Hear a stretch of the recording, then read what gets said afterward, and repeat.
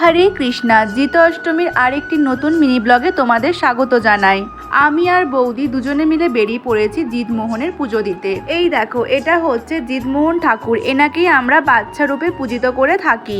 আর এই দেখো, এখানে মাঝখানে একটা গর্ত খোলা হয়েছে আর চারদিকে চারটে কলা গাছ বসানো হয়েছে। এই যে গর্তটা দেখছো, এই গর্তে জল দেওয়া হয়, ফল দেওয়া হয়, আর যাদের হাঁস মানত থাকে তারা এই গর্তে হাঁস দেয়। কিন্তু এই বছর কোনো কারণে এই গর্তে একটাও হাঁস পড়েনি।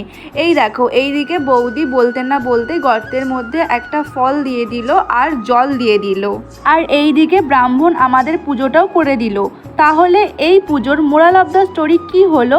এই পুজোর মূল উপকরণ মটর কড়াই ভেজাতে হয়, আর সেই মটর কড়াই দিয়েই এই পুজোটা করা হয়। তাই আমরা এই পুজোটাকে কড়াই ভেজানো পুজো বলে থাকি।